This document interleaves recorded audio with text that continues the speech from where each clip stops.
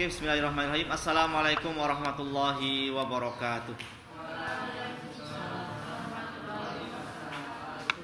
Oke anak semua, pada kesempatan hari ini kita akan mulai belajar di bab pertama materi pendidikan agama Islam dan budi pekerti di kelas 8 ini. Oke, tujuan pembelajaran pada kesempatan hari ini yang pertama adalah kita akan belajar membaca ayat-ayat Al-Quran tentang melestarikan alam. Di bab pertama ini berkaitan, topiknya adalah tentang melestarikan alam, menjaga kehidupan. Yaitu kita membaca ayat-ayat Al-Quran yang berkaitan dengan pelestarian alam, yaitu dalam Quran surat Ar-Rum ayat ke-41, Ibrahim 32, dan Az-Zukhruf ayat ke-13. Nanti kita baca sesuai kaidah tajwid, khususnya hukum bacaan ra' dan lam jalalah dengan benar, serta nanti diharapkan terbiasa baca Al-Quran dengan disiplin. Yang kedua, kita belajar tentang kandungan ayat-ayat tersebut dan hadis yang terkait tentang pelestarian alam dengan benar, serta dapat mensyukuri nikmat alam semesta yang diciptakan oleh Allah Subhanahu wa taala. Tahukah kalian anak-anak semua bahwasanya Islam itu memberikan perhatian dan kepedulian yang besar terhadap pelestarian alam? Ada beberapa ayat Al-Quran dan hadis Nabi Muhammad SAW yang memberikan inspirasi bagi kita untuk menjaga dan melestarikan alam ciptaan Allah Subhanahu wa taala. Jadi ayat-ayat dan hadis ini akan kita pelajari bersama pada kesempatan hari ini. Namun sebelum kita itu kemudian masuk kepada ayat, mari kita mempelajari makna yang terkandung dalam ayat-ayat tersebut. Mari sehingga kita itu terlebih dahulu belajar tentang bagaimana cara membaca ayat-ayat tersebut dengan benar dan mengetahui arti dari ayat-ayat itu. Kita pasti sudah paham. Kalian sudah paham tentang apa itu ilmu tajwid. Jadi ilmu tajwid adalah ilmu yang mempelajari tentang cara menyembunyikan atau membunyikan gitu ya, atau melafalkan huruf-huruf yang terdapat di dalam Al-Quran. Jadi dengan mempelajari ilmu tajwid, kita dapat membaca Al-Quran dengan baik dan benar. Membaca Al-Quran itu dengan tajwid, hukumnya adalah wajib.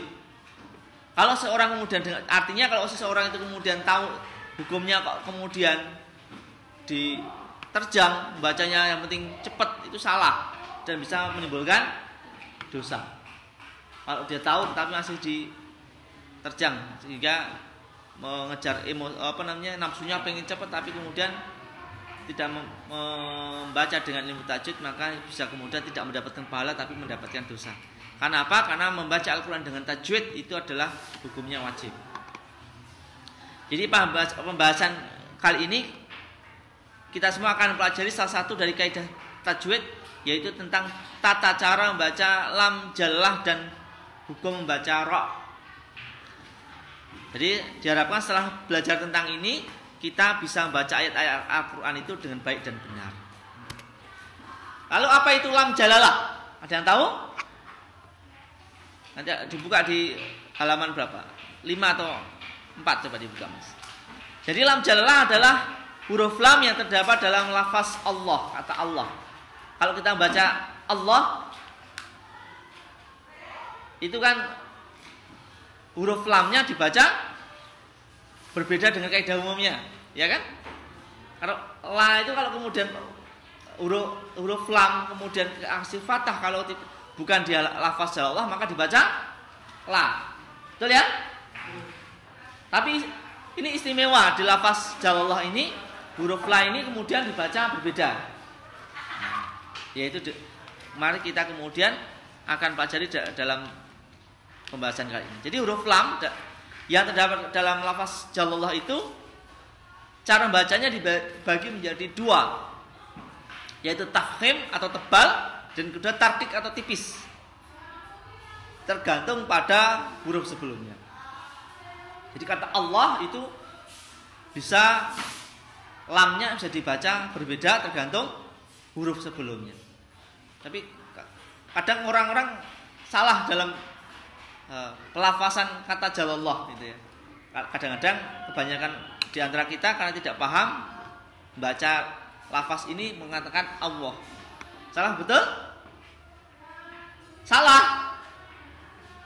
Salahnya di mana? Salahnya melayinkan, melenturkan bacaan bukan langsung ke lam tapi au.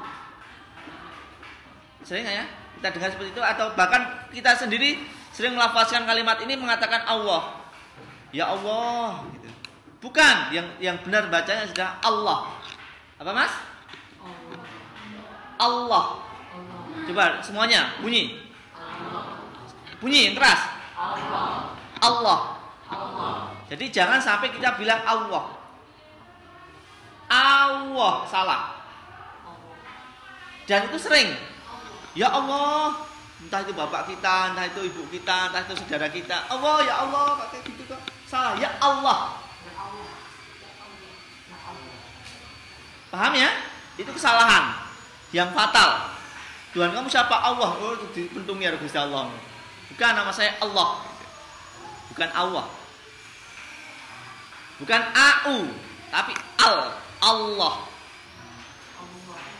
Ya. Jangan sampai kita melayinkan sesuatu yang seharusnya itu bukan, atau melenturkan ke bacaan dhammah atau u, padahal itu bukan huruf itu. Jadi ketika kita kemudian membaca lafaz jalallah, bacanya ya Allah, bukan Allah, bukan au, ya, tapi Allah. Paham? Oke. Yang pertama tadi Pak jelaskan cara membaca lafaz jalallah itu dibaca tafkhim atau tebal. Jadi tafkhim adalah membunyikan huruf-huruf tertentu dalam suara atau bacaan yang tebal. Bacaan tafkhim dibaca dengan cara mengucapkan huruf di bibir sambil menjorokkan ke depan. Lam jalallah dibaca tafkhim apabila berada di awal kalimat atau setelah harokat fathah atau setelah harokat dhammah. Contohnya, buka halaman ke-6 ke 7. Contoh di awal kalimat Allahul ladzi. Nah, itu kan Allahnya, alam jalalahnya dibaca di awal kalimat, maka bacanya Allah. Dan dibaca tafkhim Allah. Atau di setelah harokat fathah. Contohnya subhanallah. Subhanallah. Lohnya itu tebal. Atau setelah harokat dhammah, contohnya sholatullah. Itu adalah lam jalalah yang dibaca dengan cara tebal atau tafkhim. Yang kedua, lam jalalah yang dibaca dengan tarqiq atau tipis, yaitu membunyikan huruf-huruf tertentu dengan suara atau bacaan tipis. Bacaan tarqiq dibaca dengan cara mengucapkan huruf di bibir, agak mundur sedikit dan tampak agak meringis. Lam jalalah dibaca tarqiq apabila berada setelah huruf yang berharokat kasrah. Contohnya bismillah. Ya Kak, ketika kita kemudian membaca kalimat seperti ini nggak boleh bismillah, nggak boleh mencucu atau ditebalkan atau bibirnya dimoncongkan, tapi meringis bismillahirrahmanirrahim. Seperti itu ya. Kata lohnya bukan Allah, karena ini tarqiq, maka dibaca tipis bismillah. Paham? Kata kuncinya itu ada di huruf sebelumnya. Kalau di huruf sebelumnya itu berharokat fathah atau dhammah, maka lam jalallah dibaca tafkhim atau Tapi kalau kemudian huruf sebelumnya lafaz jalallah ini didahului dengan harokat kasrah, maka dibaca tipis. Mudah ya? Oke, mudah dipahami. Kemudian hukum bacaan yang kedua, kita pelajari tentang selain tadi ya, kita pelajari lam jalallah, ada huruf ra yang juga bisa dibaca tafkhim dan tarqiq.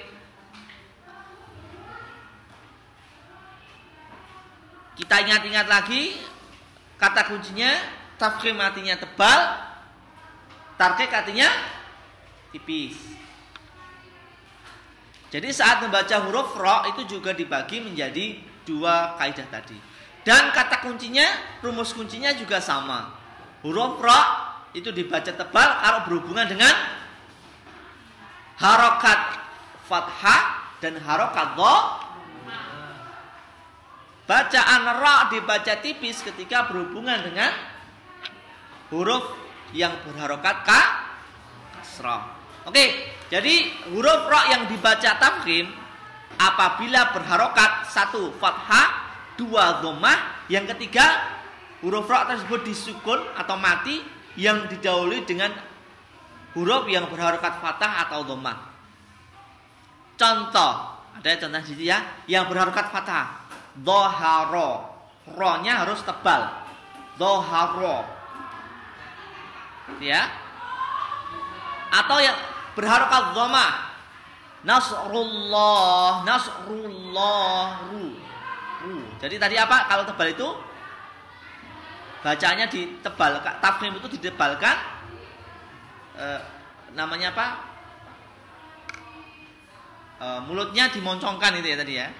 Kemudian kalau sukun didahului harokat ro yang berharokat sukun kemudian didahului dengan fathah. Contohnya al-ardi atau al-ardo. Jadi ro-nya tebal. Atau huruf ra sukun didahului dengan harokat dhammah. Contohnya kurbatan. Kurbatan. Kur. Jadi ro-nya dibaca mencucu. Kur. Paham? Itu kalau yang dibaca tafkhim atau tebal. Selanjutnya, bagaimana hukum membaca ro yang dibaca tarkik? Jadi apabila ro berharokat kasroh atau sukun yang didahului oleh huruf yang berharokat kasroh. Di situ ada contohnya. Yang berharokat kasroh contohnya rizqan. Ri-nya nggak boleh ri, nggak boleh ri. Meringis cara. Rizqan. Ada lagi irji'i, nggak boleh iru, nggak boleh. Jadi kalau tadi tebal itu kemudian dimoncongkan, kalau yang tipis itu meringis, paham? Jadi kalau ada hukum bacaan ro tarkik maka cara bacanya harus ditipiskan ro. Kuncinya apa? 1, ro-nya itu berharokat kasrah. Yang kedua, ro-nya itu sukun, huruf sebelumnya berharokat kasrah. Contohnya adalah rizqan dan irji'i. Ada pertanyaan di sini? Oke, setelah kita kemudian paham kaidah tajwid tentang lam dan ro ini, mari kita kemudian belajar tentang cara membacanya. Nah, kita praktikan dalam Quran surat Ar-Rum ayat ke-41, Ibrahim 32 dan Az-Zukhruf 13.